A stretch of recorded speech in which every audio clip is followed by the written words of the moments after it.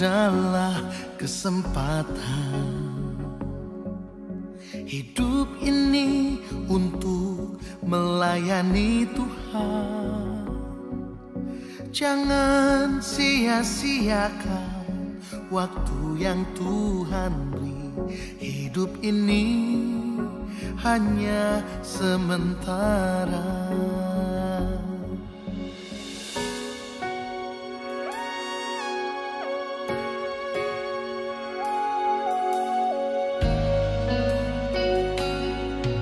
Sekuntum bunga di pagi hari, mekar indah harum di padang yang hijau. Demikian Tuhan mendandani rumput gugur bunga bila panas terik. Oh Tuhan, pakailah hidupku selagi aku masih kuat. Shalom saudaraku semuanya, selamat pagi, selamat berhari Minggu. Tuhan Yesus memberkati dimanapun Anda berada. Tetap sehat, kuat di dalam Tuhan, haleluya. Melalui segala musim kita harus percaya kasih Allah tidak berkesudahan, dulu, sekarang, selama-lamanya, amin. Bangkit berdiri, sama-sama kita menyanyikan pujian ini, kasih Allah. Yuk. Kasih Allah tak berkesudahan, selalu baru setiap hari. Rahmat-Nya pun tak pernah berakhir seumur hidupku. Sekali lagi katakan, kasih Allah selalu baru setiap hari dalam hidup kita, amin. Rahmat-Nya pun tak pernah berakhir seumur hidupku. Come on. Dengan sukacita ku kan menari, dengan sorak-sorai memuji, ku naikkan pujian, haleluya. Nyanyi bagi Dia Sang Raja, nyanyi bagi Dia Sang Raja.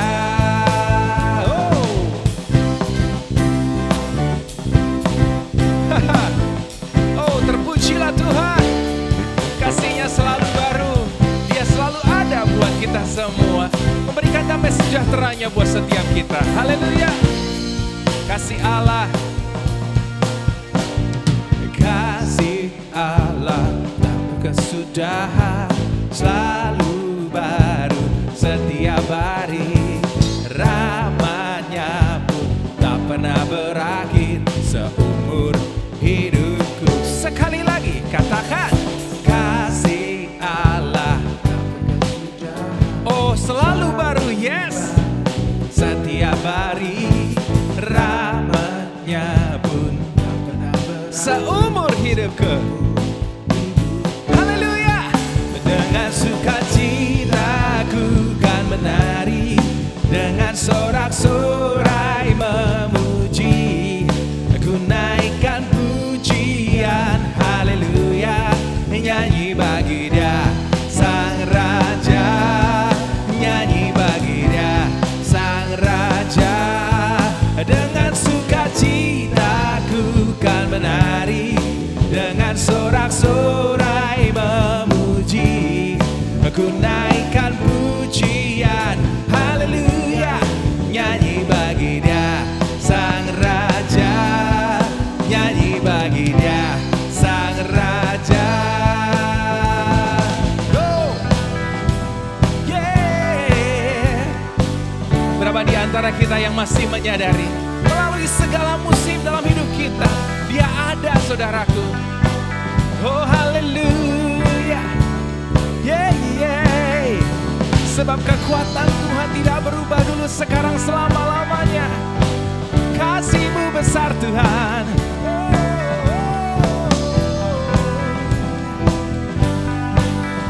Katakan, dengan sukacita, oh dengan sukacita ku kan menari, dengan sorak-sorai. Angkat tanganmu, sama-sama katakan, oh haleluya, nyanyi bagi Dia Sang Raja. Amin. Nyanyi bagi Dia Sang Raja, dengan sukacita ku kan menari, dengan sorak-sorai memuji, ku naikkan pujian, haleluya, nyanyi bagi Dia Sang Raja, nyanyi bagi Dia Sang Raja. Sekali lagi katakan, sukacita, oh, sorak-sorai, ku naikkan pujian, haleluya, nyanyi bagi Dia Sang Raja, nyanyi bagi Dia Sang Raja, nyanyi bagi Dia Sang Raja. Sekali lagi, nyanyi bagi Dia Sang Raja selamanya. Sorak-sorai kemuliaan buat Tuhan Yesus Kristus. Haleluya, haleluya. Terima kasih Tuhan Yesus, terima kasih Tuhan Yesus. Buat setiap kami percaya bahwa ada Tuhan dalam kehidupan kami. Engkau tidak tinggalkan kami, Engkau ada. Bahkan Engkau mempunyai rancangan yang jauh lebih besar daripada apa yang kami pikirkan dan doakan setiap hari. Oh, terima kasih Bapa. Satu hal yang kami doakan hari ini, ajar setiap kami untuk mengerti rencana Tuhan. Ajar setiap kami untuk mengerti betapa hebat karya-Mu, betapa besar apa yang Kau rancangkan buat kami. Dan kami percaya bukan rancangan kecelakaan, tapi damai sejahtera yang melampaui akal pikiran kami. Buat kami mengerti Tuhan. Ajarku mengerti segala rencana-Mu.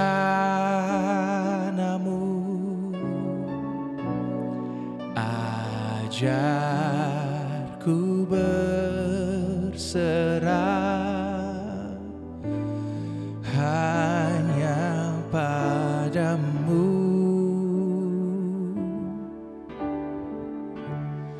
Pimpinlah jalanku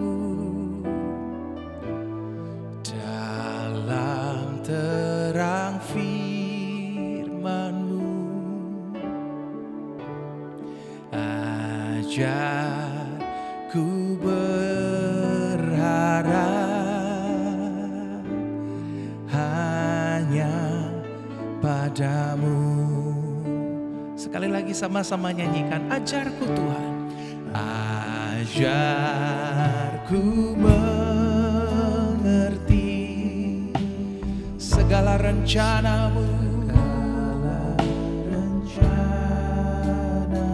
Ya Tuhan, ajarku berserah hanya padamu.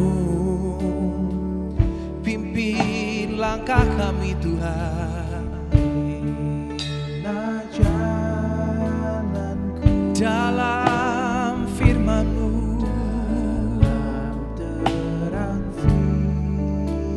Oh ya Tuhan, ajar setiap kami. Ku berharap hanya padamu.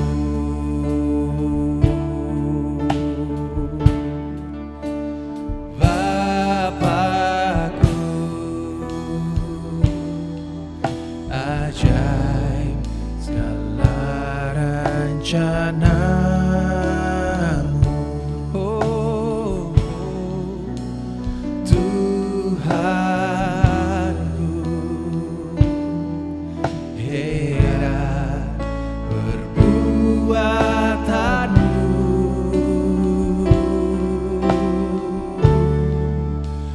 Engkau sanggup mengadakan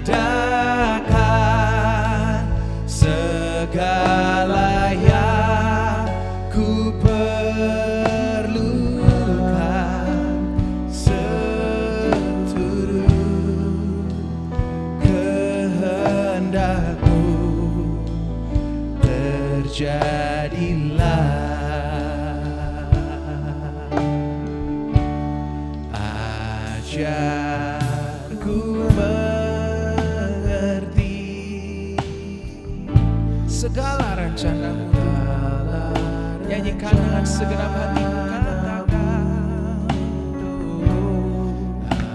ajarku ya Tuhan, kami berserah padamu.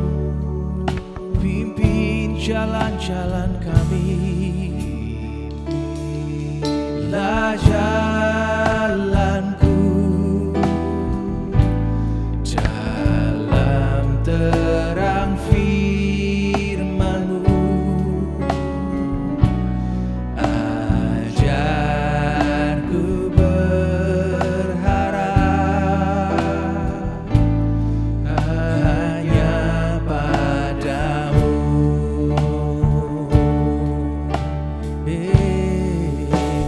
Bapakku,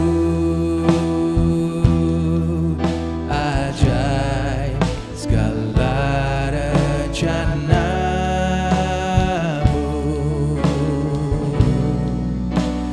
Tuhanku, heran perbuatan-Mu. Engkau sanggup mengadakan segala yang ku perlukan, seturut kehendak-Mu terjadilah.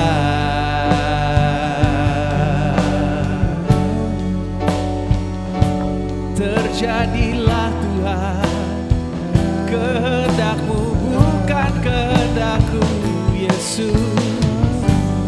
Yang Kau kehendaki dalam hidup kami Tuhan. Oh, kami percaya semua baik, semua sempurna.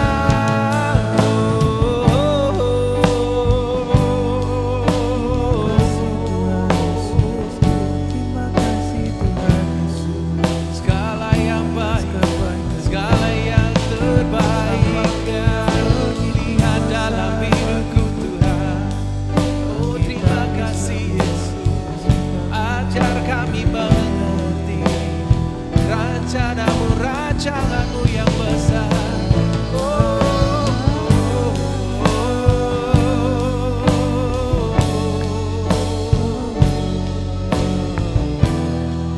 Katakan Bapakku, ajaib Bapakku, ajaib segala rencana-Mu. Oh Tuhanku,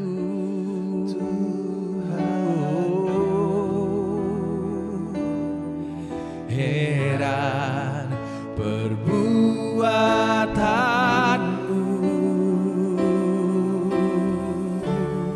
Engkau sanggup mengadakan segala yang ku perlukan, seturut kehendak-Mu terjadilah.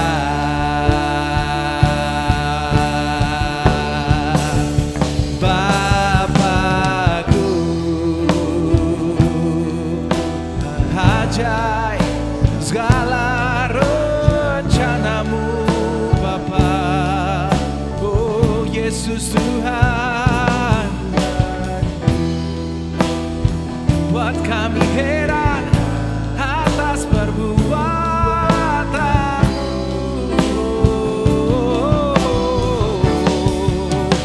Engkau sanggup mengadakan segala yang ku perlukan,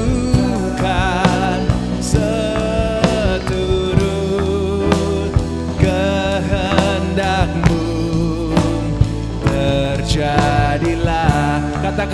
Engkau sanggup mengadakan ya Tuhan. Engkau sanggup mengadakan segala yang ku perlukan, seturut kehendak-Mu terjadilah.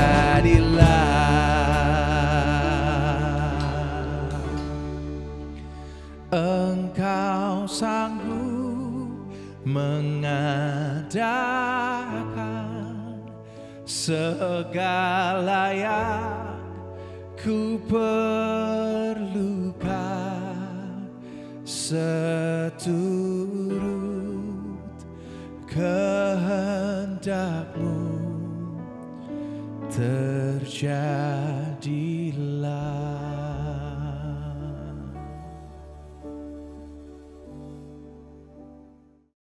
Saudara-saudara, shalom, salam sehat.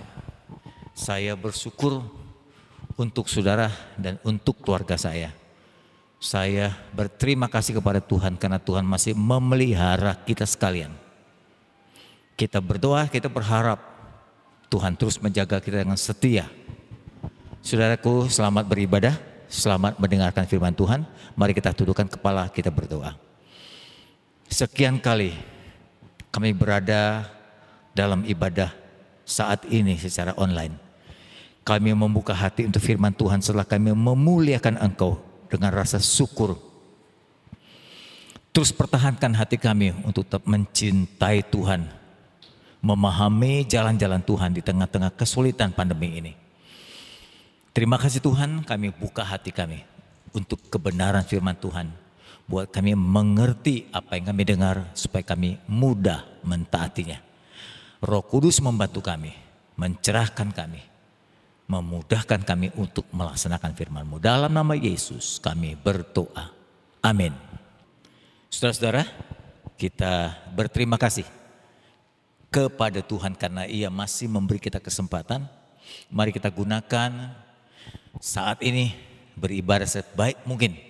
Saya berharap saudara semua beribadah tepat waktu.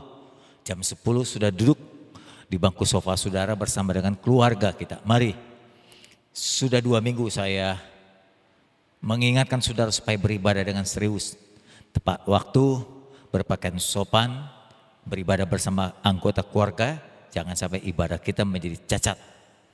Tema firman Tuhan kali ini adalah bagaimana keadaan manusia setelah mengalami kematian. Tema-tema seperti ini saya selalu tekankan, ada mungkin lebih sering saya tekankan karena saya terbeban untuk membagikan firman Tuhan tentang kekekalan. Kenapa? Karena yang pertama, dengan adanya pandemi ini sudah hampir 8 bulan, kita sama-sama melihat kenyataan betapa makin banyaknya manusia di dunia ini berpulang, bahkan di antara kita, ya begitu mudahnya manusia berpulang, entah karena sakit jantung, tekanan darah tinggi, atau mungkin karena COVID. Begitu mudahnya, bahkan kita sering mendengar orang-orang yang kita kenal telah berpulang. Itu yang pertama.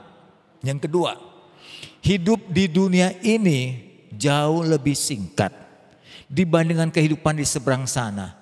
Tentu sudah seharusnya kalau hidup yang singkat saja di dunia kita mempersiapkannya begitu serius. Apalagi untuk kehidupan yang di sana lebih panjang, lebih jauh, lebih lama. Tentu kita harus lebih serius memperhatikannya, mempersiapkannya. Yang ketiga adalah sangat baik kalau sebelum kita pergi ke suatu tempat, kita mempelajari tempat itu sendiri. Kita mempelajari cuaca tempat itu, kita mempelajari budaya tempat itu. Seperti kalau saya memimpin perjalanan ke Israel, tentu ada 1 hari sebelum berangkat ke Tanah Suci, saya mengumpulkan seluruh peserta untuk diberikan informasi tentang mata uang yang digunakan, tentang makanan yang kita makan tiap-tiap hari, tentang budaya dan kebiasaan mereka, tentang tradisi-tradisi, tentang larangan-larangan, tentang cuaca, tentang keamanan, bahkan paspor yang kita gunakan, dan seterusnya. Untuk apa? Salah satunya supaya kita punya persiapan yang matang. Jangan sampai setelah sampai di tempat yang kita tuju, ada hal-hal yang penting yang tertinggal. Kita sulit balik. Bahkan tidak mungkin kita mengorbankan rombongan untuk berangkat balik kembali. Begitu juga dengan kehidupan setelah kematian. Saya sebagai gembala tentu bertanggung jawab untuk hal ini. Mempersiapkan jemaat untuk mempelajari tempat yang kita tuju di seberang sana. Salah satu, saudaraku, cara hidup kita akan bermutu di tempat ini, di dunia ini. Kalau kita mengetahui, kalau kita mempersiapkan keadaan setelah kematian. Kalau kita sungguh-sungguh mempelajari keadaan di seberang sana, di dunia kekekalan kita, saya yakin dampaknya adalah kita akan serius dalam kehidupan yang sekarang ini. Kehidupan kita akan berbahagia di seberang sana, atau dengan kata lain, kita terselamatkan, kita sejahtera dalam kekekalan. Kalau di dalam hidup yang singkat ini, kita serius membekalinya hidup sekarang demi kehidupan yang akan datang. Kematian pasti terjadi, bukan dongeng, bukan hoax. Dan kematian terjadi di depan mata kita di antara orang-orang yang kita kenal dan kita kasihi. Oleh sebab itu, sebelum kematian yang sama dialami oleh kita atau menimpa kita, jangan sampai karena kurangnya persiapan kita ketika kematian datang, kita terkejut. Kita tidak sanggup untuk menyambut maut menjemput kita sekalian.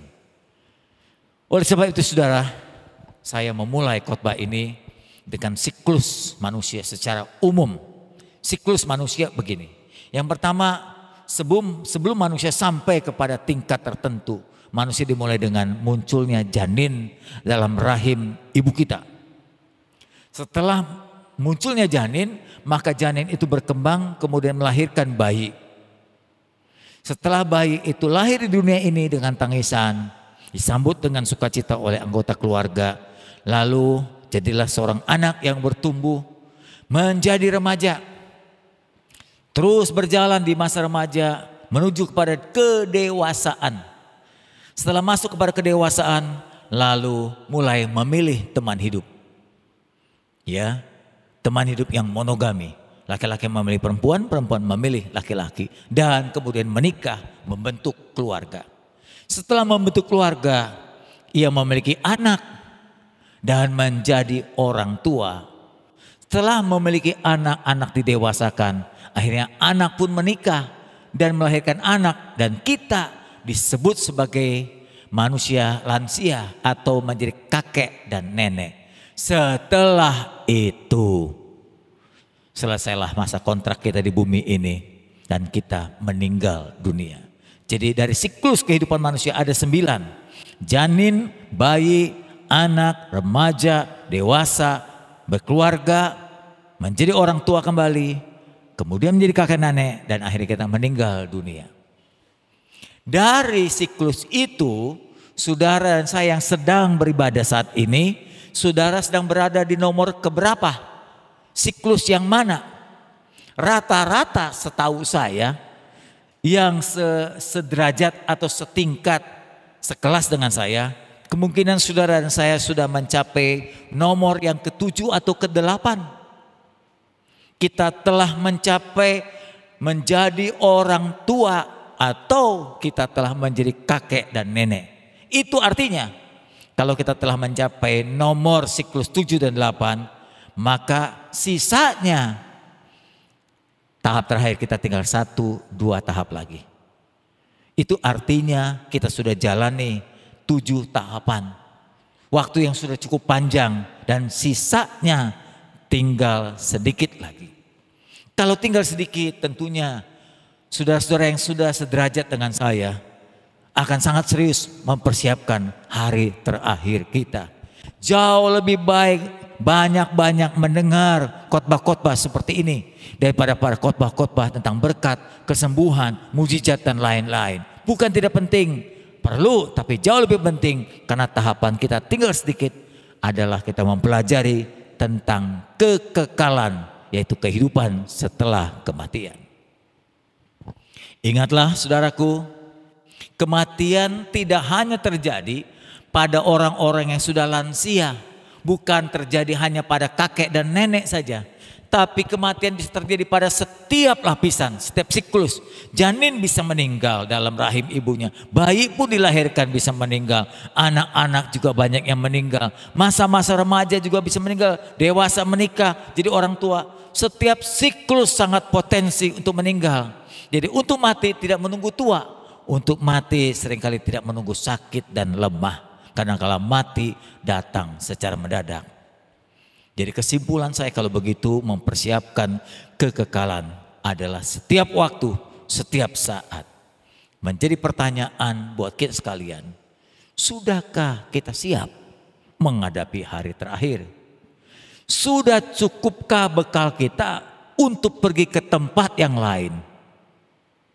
Kalau saya ajak saudara ke Israel, sudah cukupkah bekal saudara, uang jajan, dolar saudara, dinar saudara, pakaian saudara, ya segala sesuatu yang dibutuhkan nanti di seberang sana, di tempat yang baru itu? Sudah yakinkah dosa saudara ditebus oleh Yesus? Yakinkah saudara masih beriman hingga saat ini di dalam Kristus?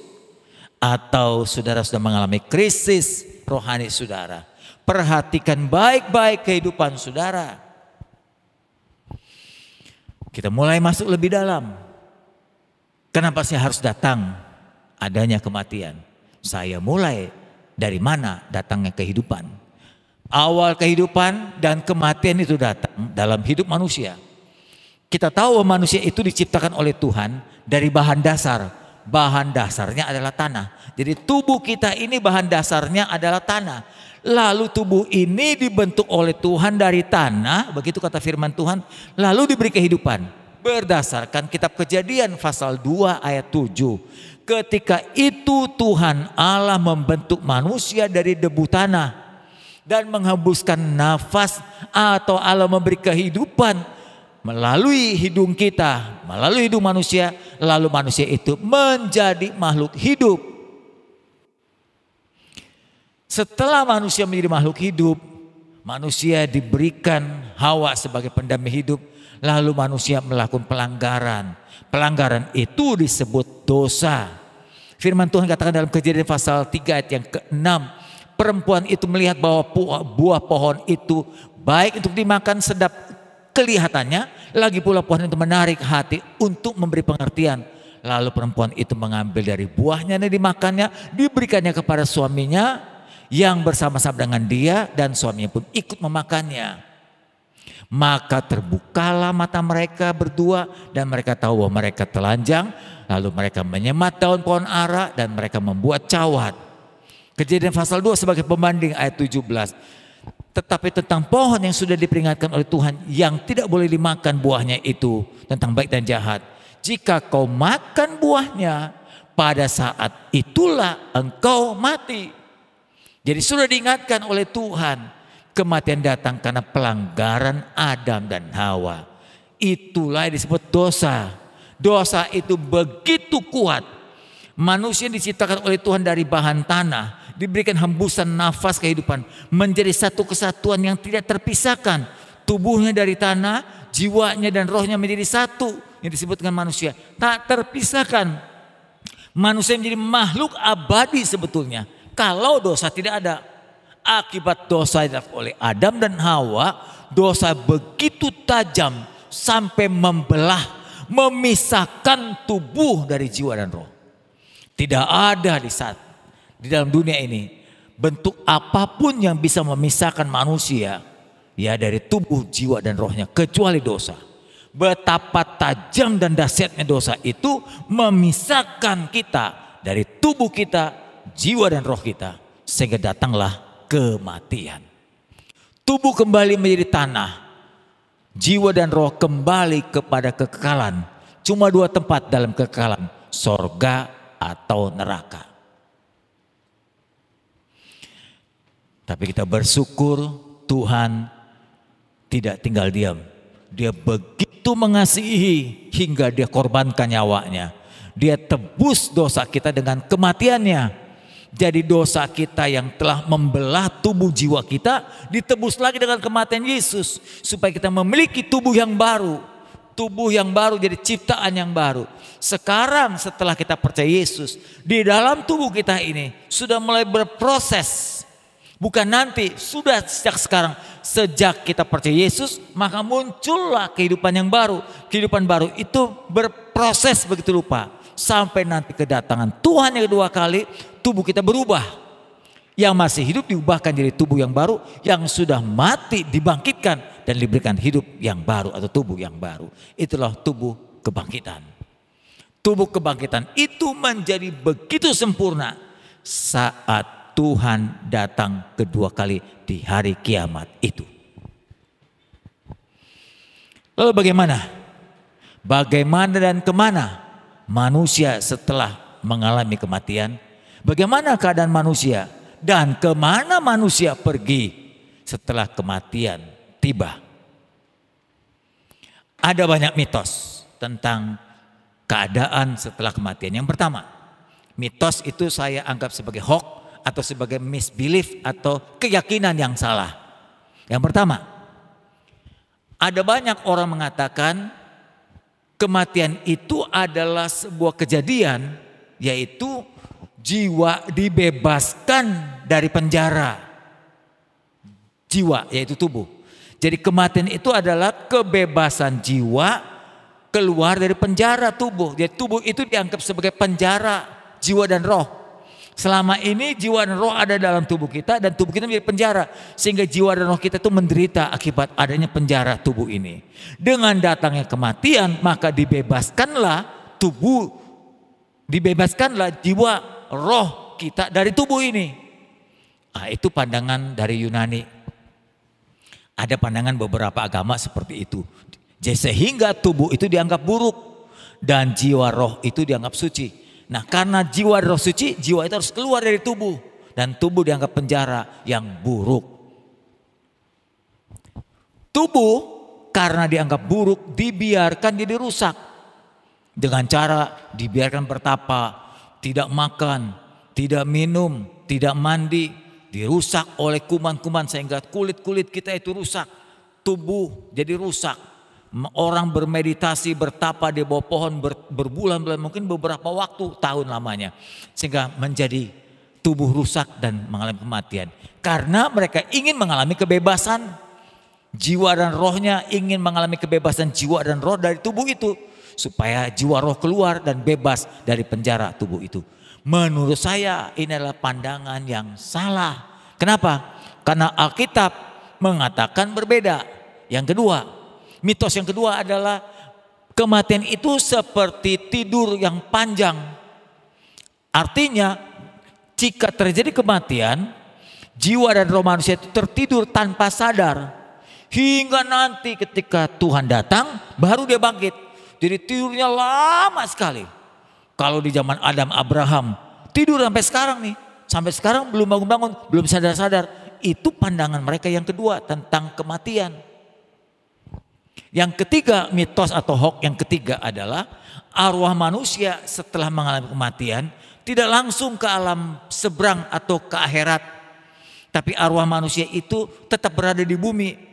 Ada yang mempercayainya selama itu arwah itu tinggal masih 7 hari di rumah. Atau 14 hari di satu ruangan. 40 hari keliling-keliling. Katanya berpedoman seperti Yesus 40 hari tidak langsung naik ke sorga. Atau ada yang percaya 100 hari supaya genap. Dan seterusnya. Jadi arwah manusia itu setelah kematian tidak langsung pergi ke akhirat. Masih berada dalam kehidupan di dunia ini dalam waktu-waktu tertentu. Mitos yang keempat. Setelah mengalami kematian maka manusia selesai. Habis perkara. Sebab jiwa dan roh manusia itu seperti setetes air jatuh ke samudra raya yang luas sekali, maka air itu tidak ditemukan lagi, menyatu dengan samudra raya, dan itulah kematian dan itulah manusia. Setelah ia alami kematian, ia seperti jatuh setetes air pada samudra raya. Habis perkara, jadi mati, selesailah kehidupan, tidak ada lagi kelanjutan. Itu mitos yang keempat. Mitos yang kelima, ada orang-orang yang percaya setelah mengalami kematian tidak langsung mengalami sorga atau neraka, ditampung dulu. Dan mereka akan alami penyucian. Mengalami penyucian kenapa? Karena dianggap waktu dia meninggal, mungkin dia percaya Yesus, tapi setelah percaya Yesus dia masih bisa jatuh dalam dosa. Ketika dia meninggal masih ada dosa yang terbawa. Nah, akibat dosa yang terbawa tidak bisa langsung masuk surga, ditampung dulu di satu tempat di akhirat sana, kemudian disucikan supaya layak masuk surga. Jadi pada akhirat di sana seberang sana masih ada kesempatan kedua untuk memperbaiki kesalahan. Perbaikan kesalahan ini dapat dibantu oleh doa-doa kita, family-family, keluarga atau jemaat atau rohaniwan dalam gereja Tuhan, mendoakan mereka yang telah meninggal di seberang sana, atau dibantu dengan persembahan-persembahan tertentu untuk almarhum di sana. Nah, ini semacam sogokan nih saudara. Ini mitos juga. Jadi adanya api penyucian sebagai kesempatan kedua untuk memperbaiki kesalahan yang tersisa. Dan yang keenam, mitos itu adalah kalau mati dengan tidak wajar, kena musibah, kena kecelakaan, kena bencana alam dan lain-lain, itu mati yang gak baik, kemungkinan besar akan masuk neraka. Itu tanda-tandanya. Apakah keenam mitos ini adalah benar? Kita akan bahas satu persatu.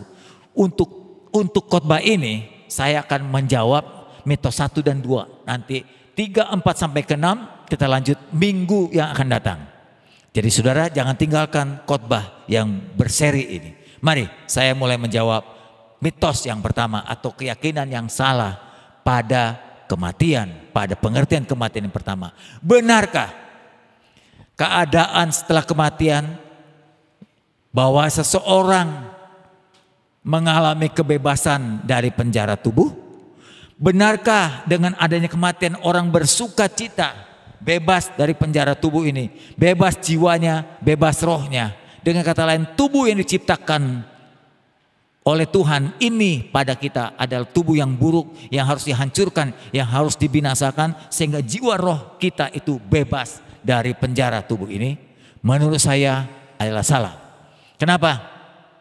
Mungkin pandangan seperti ini disebabkan karena banyaknya pengalaman penderitaan yang dialami oleh seseorang yang memiliki anggapan seperti ini, yang disebabkan penderitaan itu disebabkan oleh tubuh, karena tubuh banyak berbuat kesalahan, keinginan-keinginan yang buruk, tindakan-tindakan yang salah, ya, pikiran-pikiran yang salah, keserakahan dan seterusnya yang dikerjakan oleh tubuh yang membuat jiwa roh ini menderita. Nah, supaya jiwa roh ini tidak menderita, maka jiwa roh ini harus dibebaskan dari tubuh yang jelek ini. Menurut saya ini pandangan keliru. Tubuh, jiwa dan roh adalah ciptaan Tuhan yang sungguh amat baik. Tuhan selalu menciptakan sungguh amat baik. Tubuh, jiwa, roh kita adalah ciptaan Tuhan seperti dituliskan dalam Kejadian pasal yang pertama ayat 27-28, firman-Nya berkata demikian. Maka Allah menciptakan manusia itu menurut gambarnya. Jadi ciptaan Tuhan bagi kita adalah kita diciptakan tidak ambil contoh yang lain.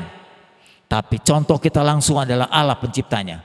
Monyet, buaya, singa, ikan, itu diciptakan tidak segambar dengan Allah. Hanya kita saja. Bahkan bulan bintang pun tidak segambar, tidak serupa dengan Allah.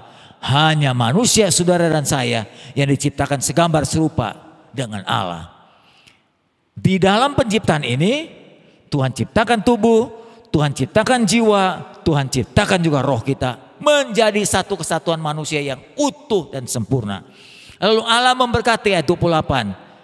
Lalu Allah berfirman kepada ciptaannya Adam Hawa, beranak cuculah, bertambah banyaklah, penuhlah bumi, taklukkan bumi, kuasailah bumi, olahlah bumi, laut, burung-burung di udara, dan segala binatang yang ada di bumi ini. Maka Allah melihat segala ciptaannya termasuk kita, segala ciptaan alam semesta termasuk kita, tubuh jiwa roh kita dengan kalimat sungguh amat baik. Jadilah petang dan jadilah pagi, itulah hari ke-6. Di hari yang ke-6 setelah alam menciptakan seluruhnya termasuk manusia, manusia dengan utuh tubuh jiwa rohnya adalah sungguh amat baik. Dengan kalimat ini maka kita mematahkan pandangan bahwa tubuh buruk, jiwa roh itu suci dan baik. Itu keliru. Yang benar adalah tubuh, jiwa dan roh adalah sungguh amat baik. Jadi patahlah mitos yang pertama. Mitos yang kedua, benarkah benarkah bahwa orang mati itu tidur panjang? Ada banyak kita lihat film-film, ada banyak kita dengar nyanyian-nyanyian yang mengatakan mati itu adalah tidur panjang. Memang ada beberapa kalimat Alkitab, ayat-ayat firman Tuhan yang menyebutkan mati itu tidur. Tapi coba kita jelaskan. Nanti kita jelaskan. Yeremia pasal 51 ayat 39 mengatakan, memang dikatakan bahwa mati adalah tidur. Jika mereka merasa panas, aku akan menyediakan perjamuan bagi mereka. Akan membuat mereka mabuk supaya mereka menjadi pusing dan jatuh tertidur. Nah, dengan kata lain, mereka pusing, minum-minum, jatuh, mati, tertidur untuk selama-lamanya. Dan tidak akan bangun-bangun lagi. Demikian firman Tuhan. Kalimat lagi yang lain dalam firman Tuhan yang menggambarkan tentang mati adalah tidur. Daniel pasal 12 ayat yang kedua. Dan banyak dari antara orang-orang yang telah tidur, telah mati di dalam debu, akan bangun. Sebagian untuk mendapat hidup yang kekal, sebagian untuk mengalami kehinaan dan kengerian yang kekal, neraka. Ayat yang lain yang menyatakan kematian adalah tidur, Yohanes pasal 11, disebutkan oleh Yesus ketika Yesus ingin membangkitkan Lazarus dari kematian. Yohanes 11 ayat 13. Tapi maksud Yesus, Lazarus itu tertidur dalam arti mati. Sedangkan sangka orang-orang Yesus berkata tentang tertidur dalam arti biasa. Jadi kematian Lazarus disebut pun tidur. Penjelasannya yang benar, kata tidur yang diungkapkan oleh beberapa ayat tadi, ada banyak lagi ayat lain, bukan arti yang sesungguhnya. Tapi tidur itu adalah ungkapan seperti ia telah berpulang, ia telah pergi. Apa artinya? Ia meninggal. Jadi ungkapan-ungkapan saja, jangan diartikan secara hurufiah. Kalau dikatakan mati itu tidur, oh itu betul-betul tidur. Bukan, itu ungkapan atau perumpamaan atau kiasan. Berpulang, tidur dan pergi. Itu sama artinya meninggal dunia. Sebagai contoh yang kita ambil adalah tentang orang kaya dan Lazarus yang miskin, yang luka. Kedua-duanya mati. Di dalam Injil Yohanes disebutkan tentang Lazarus dan orang kaya itu. Si Lazarus meninggal, orang kaya juga meninggal. Apakah mereka tidur? Tidak, Alkitab menjelaskan orang kaya itu mati, si miskin mati, dua-dua dibawa, yang satu ke Firdaus duduk di pangkuan Abraham, satu di alam maut. Nah, apakah di alam maut, di Firdaus mereka tidur? Tidak, mereka justru bergerak, mereka justru aktif, mereka tidak pasif. Yang pertama kita mendengar bahwa mereka saling mengenal. Orang kaya itu kenal Lazarus yang suka duduk memakan remah-remah roti, sapuan-sapuan bekas pesta orang kaya itu, ya. Dan kemudian orang kaya itu aktif juga memohon-mohon berkali-kali minta setetes air dalam penderitaan kehausannya, mengingat saudara-saudaranya yang masih belum mengenal Tuhan, 5 saudara dan ayah ibunya. Bukankah mereka membuktikan tidak tidur? Mereka sadar, mereka memohon belas kasihan kepada Abraham, sampai memohon supaya Lazarus dihidupkan kembali, memberi peringatan kepada 5 saudaranya dan orang tuanya dengan sungguh-sungguh supaya mereka ke-7 orang itu jangan sampai masuk neraka seperti orang kaya itu. Tidak tertidur orang kaya itu, malah aktif memohon kepada Abraham. Kemudian penjahat waktu disalibkan bersama Yesus, Yesus sendiri yang memberi penjelasan. Karena penjahat ini menjelaskan bahwa ia bertobat, maka Yesus menjawab, hari ini juga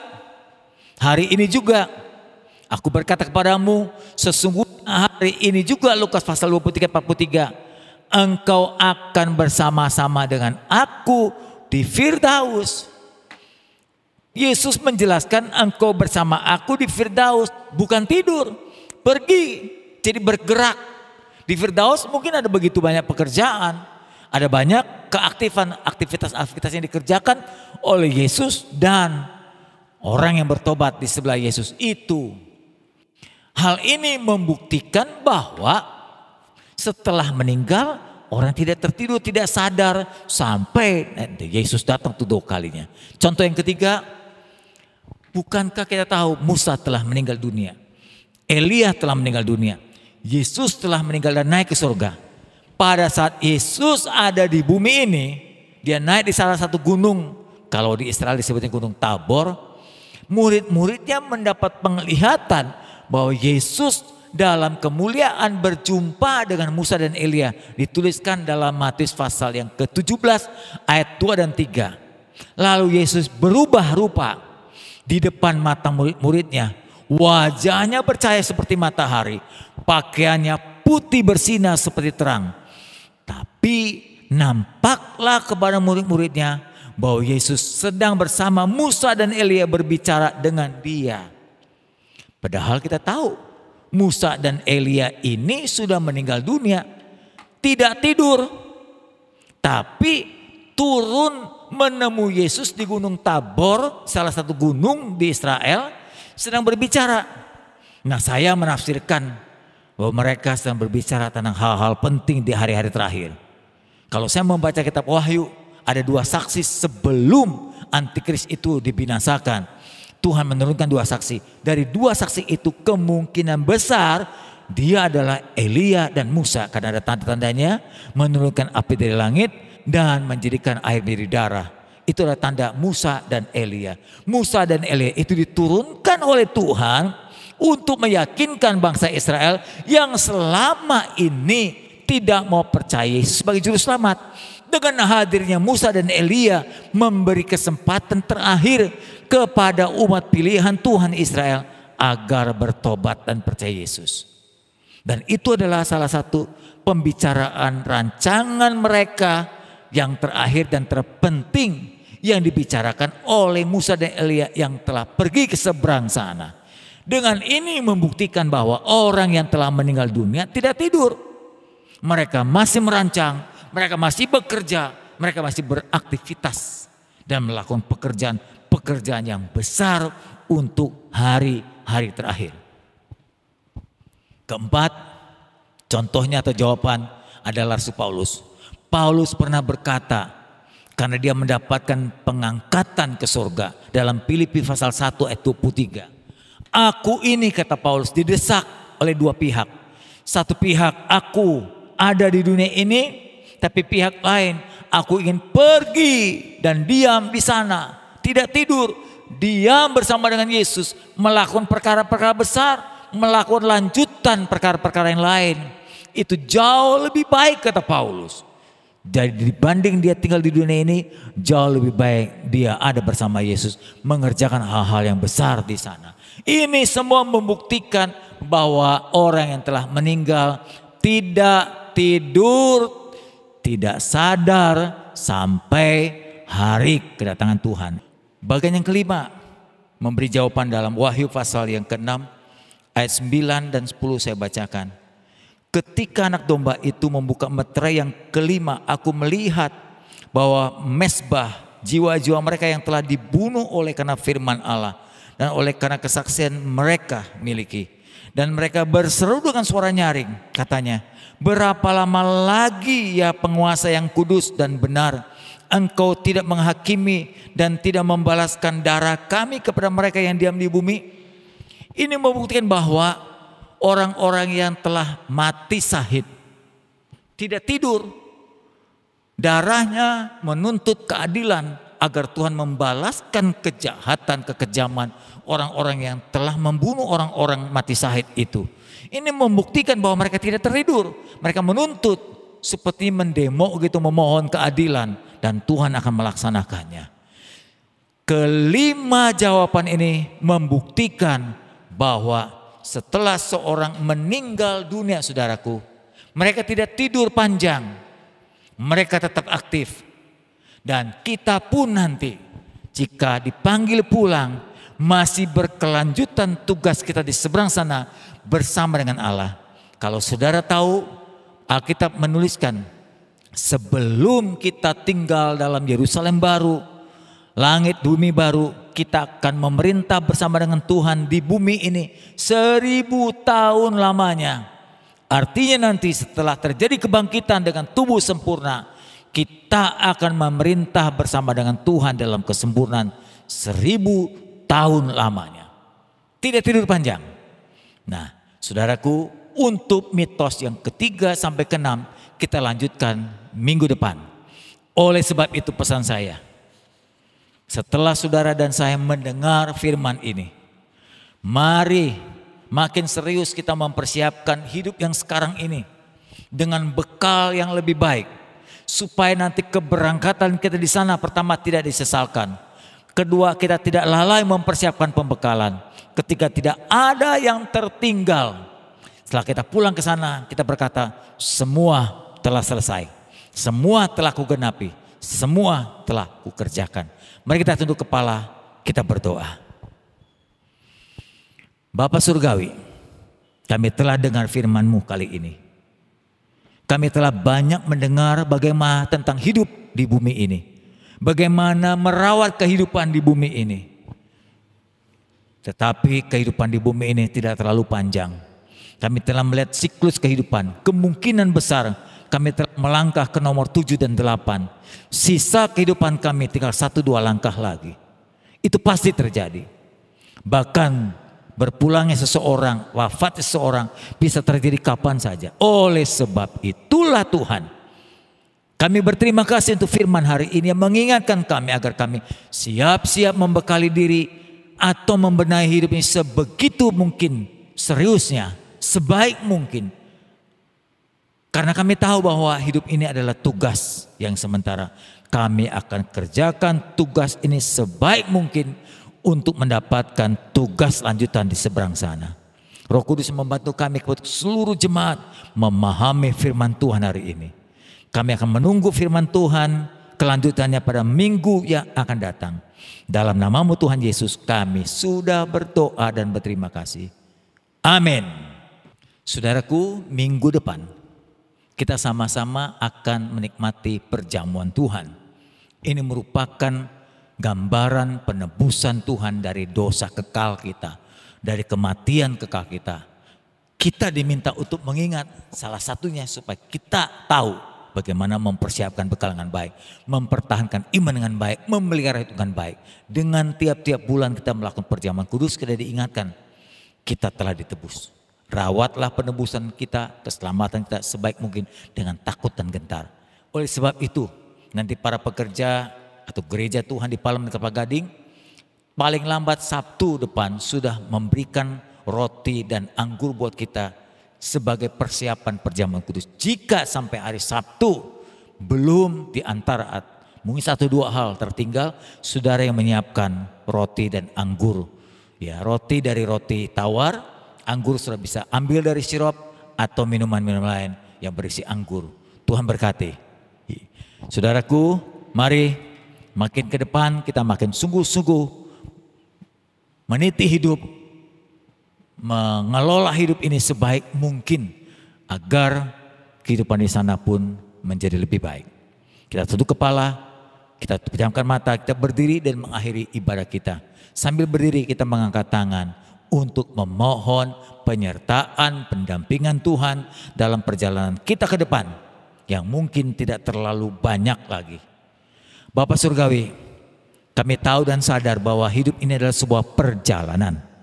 Satu kali kami akan berhenti di stasiun tertentu, kami akan berhenti dari perjalanan kami akan turun dan kemudian kami akan menetap di tempat yang baru dalam kekekalan. Kami sedang berjalan, sebab itu bantu kami untuk membekali dengan bekal-bekal yang penting dan baik, terutama dari kebenaran firman Tuhan. Ingatkan kami selalu Oh, hidup ini punya tujuan, hidup ini punya sasaran, hidup ini untuk melayani Tuhan dan sesama. Terima kasih Tuhan, jadikan hidup kami ini berfaedah dan berguna. Sekarang dan selanjutnya, mohon penyertaan Tuhan. Mari angkat kedua tanganmu saudara. Tuhan, turunkan tangan dan genggam tangan kami, supaya perjalanan hidup kami sesuai dengan arah dan tujuan yang Tuhan mau. Jadikan hidup kami memuliakan Tuhan. Biarlah kasih Bapa, cinta Yesus yang tak berubah, kekuatan perlindungan Roh Kudus yang kuat dan sejati itu ada bersama kami hari ini, besok, dan sampai selama-lamanya. Amin. Oh Tuhan, pakailah hidupku selagi aku masih kuat. Suatu saat aku tak berdaya, hidup ini sudah jadi berkah.